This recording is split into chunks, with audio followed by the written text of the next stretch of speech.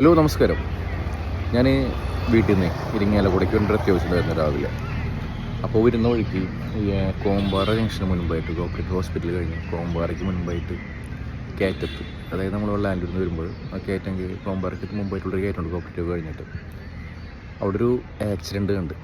ഇപ്പോൾ നമ്മൾ സ്വാഭാവികമായിട്ടും വണ്ടി നിർത്തും, ബൈക്ക് നിർത്തി ചെന്ന്. അപ്പോൾ കുറച്ച് വയസ്സായ ഒരാളാണ്. അപ്പോൾ വലിയൊരു വണ്ടി എടുക്കുന്നുണ്ട്, ലോഡ് വണ്ടി. ഞാൻ ആദ്യം വിചാരിച്ച ആ വണ്ടി തെറ്റിയതായിരിക്കുന്നതാണ്. അപ്പോൾ പറഞ്ഞത് ആള് ലോഡ് മണ്ണിനെ ഓവർടേക്ക് ചെയ്തതാണ്. അപ്പോൾ സൈഡിൽ വേറെ കാറ് അഗേൻസ്റ്റ് വരുന്നുണ്ടായിരുന്നു.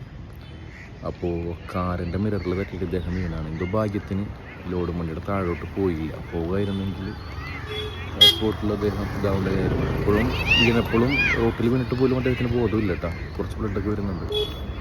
അപ്പോൾ സംഭവിച്ചാൽ ആ സമയത്ത് കറക്റ്റ് ആ ടൈമിലാണ് നമ്മൾ എത്തുന്നത്. പക്ഷേ അങ്ങനെ നമ്മളൊക്കെ ഇറങ്ങി നോക്കിയപ്പോൾ ഒരു വണ്ടി പോലും ഇല്ല അദ്ദേഹത്തിന് ഹോസ്പിറ്റലിൽ കൊണ്ടുപോകാൻ വേണ്ടിയിട്ട്. അപ്പോൾ ഒരു ഓട്ടോറിക്ഷ ഇവിടെ നിന്ന് വരുന്നുണ്ട്. പുള്ളിക്കാരൻ അപകടമാണ് എന്ന് മനസ്സിലായത് കൊണ്ടും നമ്മൾ അദ്ദേഹത്തിനെ ഈ അപകടം എടുക്കുന്ന അയാളുടെ ഓട്ടോറിക്ഷയിൽ കയറ്റുമെന്ന് മനസ്സിലായത് കൊണ്ടാണ് അവിടെ തന്നെ ഇട്ട് വണ്ടി തിരിച്ച് പോവുകയാണ് ചെയ്തത്. തിരിച്ച് ഇരിങ്ങാലക്കുട ഭാഗത്തേക്ക് പോവുകയാണ് ചെയ്തത്. അങ്ങനെ പിന്നെ വണ്ടികളൊന്നും ഇല്ല, കാരണം റോഡ് ഓൾമോസ്റ്റ് ബ്ലോക്ക് പോലെയാണ്, വണ്ടികൾ വരുന്നില്ല. ബ്ലോക്ക് പോലെയല്ല, അപ്പോൾ ബ്ലോക്കല്ല, എംറ്റിയാണ്, വണ്ടികളില്ല.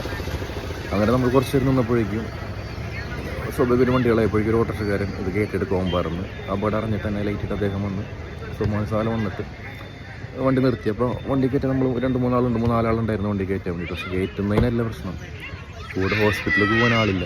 ഞാൻ പോലും ഹോസ്പിറ്റലിൽ പോകാൻ തയ്യാറല്ലായിരുന്നു. കാരണം നമ്മൾ അത്യാവശ്യമായിട്ടൊരു സ്ഥലം വരെ വന്നുകൊണ്ടിരിക്കുകയാണ്. അപ്പോൾ നമുക്ക് ടൈമിൻ്റെ ഒരു ബുദ്ധിമുട്ടും കാര്യങ്ങളൊക്കെ ആയിട്ട് 4 ആൾക്കും ഹോസ്പിറ്റലിൽ പോകാൻ പറ്റില്ല. അങ്ങനെ നമ്മളവിടെ നിന്ന് ഒരു ബംഗാളിയോട് നോക്കിയിട്ടുണ്ടായിരുന്നു. ആരെക്കൂടെ വന്നാണെന്ന് എനിക്കറിയില്ല. അങ്ങനെ ബംഗാളിനെ വിളിച്ച് നമ്മൾ ഓട്ടോറിക്ഷയിൽ കയറ്റിയിരുത്തിയിട്ട് ആ ബംഗാളിൻ്റെ കൂടിയാണ് അദ്ദേഹത്തെ ഹോസ്പിറ്റലിലോട്ട് വിട്ടത്.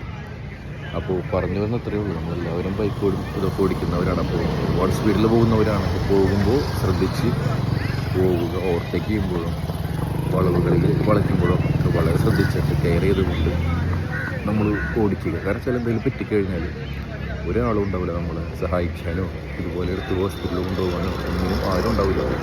നോക്കി നിൽക്കാൻ ഒരുപാട് പേരുണ്ടാവും. ചിലപ്പോൾ ചില ആളുകൾ ഈ അപകടം കാണുമ്പോൾ പേടിച്ച് പോകും.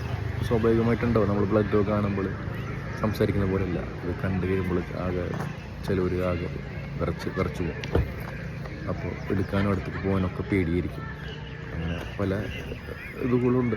അപ്പോൾ മാക്സിമം എല്ലാവരും സൂക്ഷിച്ചും കണ്ട് വണ്ടി ഓടിക്കുക. എന്തിനിപ്പോൾ 2 ആഴ്ചക്കിടയിലെ 2ാമത്തെ ലൈവ് അപകടം ഞാൻ കാണുന്നതിന് മുൻപ് പകരപ്പള്ളിയിൽ 2 ബൈക്കുകൾ നമ്മൾ ക്രോസ് ചെയ്ത് പിടിച്ചിട്ട് കുറച്ച് സീരിയസ് ആയിരുന്നു. അത് ആംബുലൻസിലേക്ക് കൊണ്ടുപോകാൻ പറ്റുന്ന സിറ്റുവേഷൻ ആയിരുന്നു. ഒരാളെ ആംബുലൻസിൽ തന്നെ എടുത്തുള്ളൂ. അദ്ദേഹം മെഡിക്കൽ കോളേജിൽ കൊണ്ടുപോയി. പിന്നെ എന്താണെന്ന് നമുക്കറിയില്ല. പിന്നെ ഒരാളെ ഓട്ടോറിക്ഷയിൽ കൊണ്ടുപോയി, നിവർത്തില്ലാത്തതുകൊണ്ട് ഓട്ടോറിക്ഷയിൽ കൊണ്ടുപോയി. അപ്പോൾ ആംബുലൻസിൽ കൊണ്ടുപോയി അയാൾ കുറേ നേരം അവിടെ കിടന്ന റോട്ടിൽ. അങ്ങനെ കുറച്ച് വിഷയങ്ങളുണ്ട്. എല്ലാവരും ശ്രദ്ധിച്ച് നല്ല രീതിയിലൊക്കെ വണ്ടി ഓടിക്കുക.